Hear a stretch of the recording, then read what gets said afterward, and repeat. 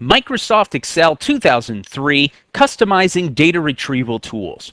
Have you ever wondered what it would be like to be a computer and instantly know what D3 has in that cell and what D12 has, or C13, or maybe a range of cells, and putting that into a formula?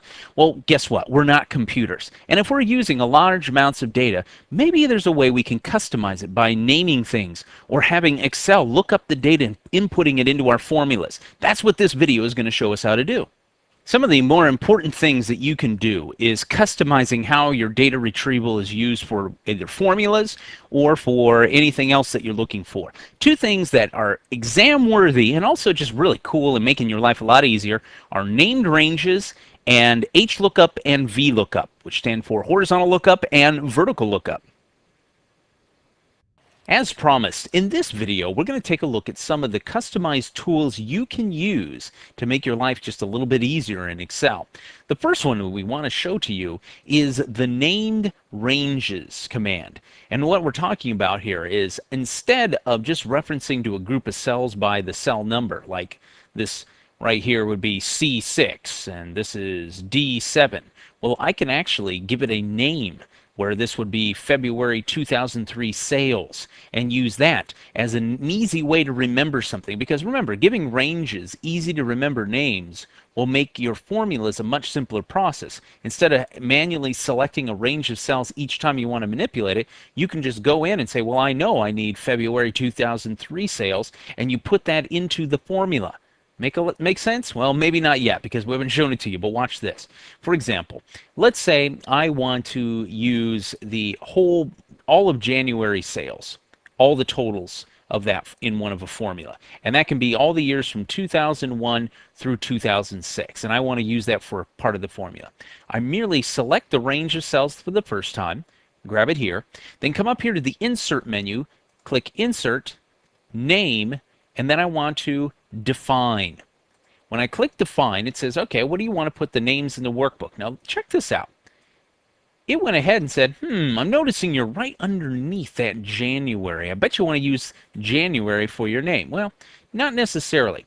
What I can do is I can come in here and I'm going to type in January sales for 2000 through 2006.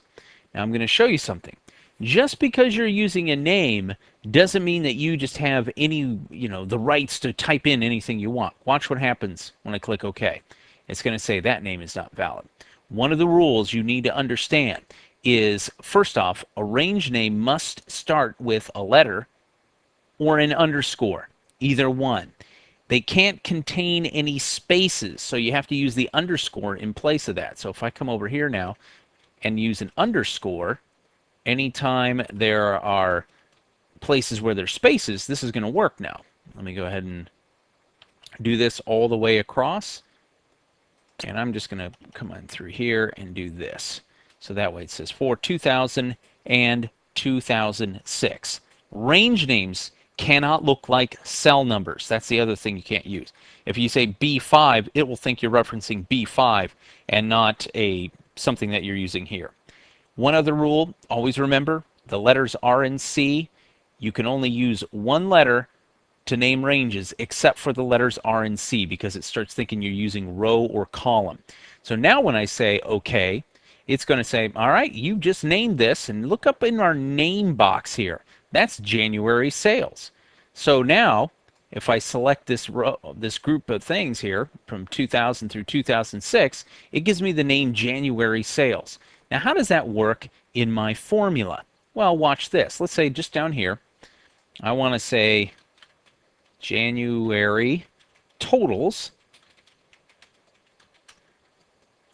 And then underneath that is where I'm going to put all the totals for the January, just for fun. Now, this is a simplified version of this. I'm just showing you and demonstrating for you. I come up here and I type in equals, which gives me my functionality. It says, all right, what are we going to do? I'm going to say sum. And of course, with sum, I put the parentheses in.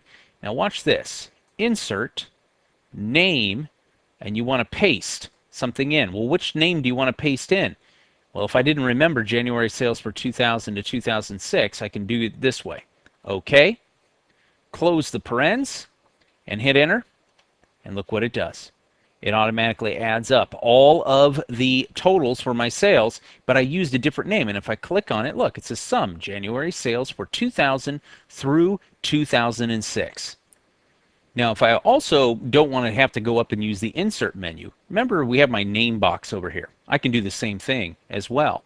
I can come over here, select maybe this row, come over here into the name box and type in February underscore sales underscore 2000 underscore, and then I can put, what is it, 2006, and I hit enter.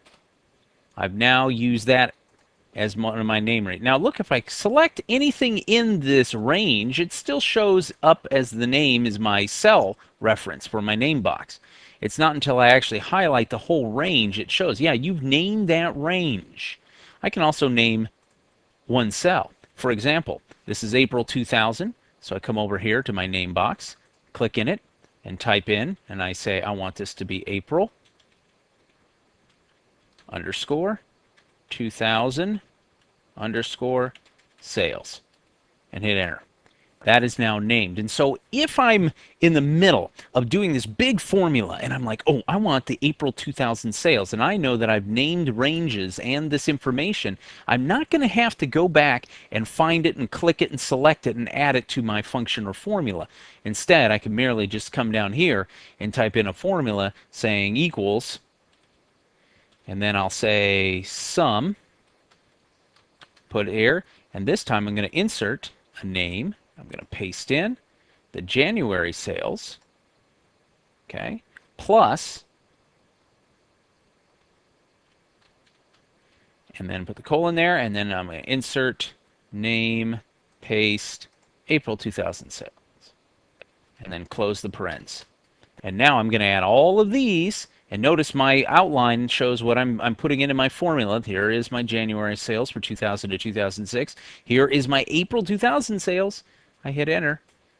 Bada bing, bada boom. I'm set up. And now the formula contains, look, not just cell and ranges. It gives me easy to remember names. And this is going to make it a lot easier when I'm trying to do those big formulas that maybe require all kinds of different references.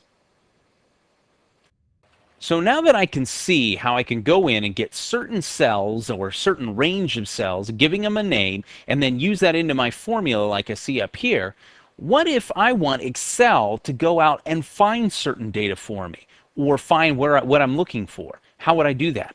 I can use lookup functions. Now there are two that we concentrate mostly on if you're looking at from an exam standpoint. That's the HLookup and the VLookup.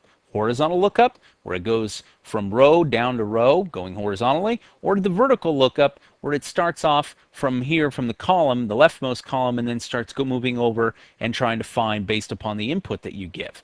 So let's go ahead and show you how to do that by opening up the bulk instrument sales example file to show you how this works. You will have access to it as well to practice with. So and plus, I got to guarantee you, this is one of those ones you're going to play around with a lot because it's kind of cool and fun.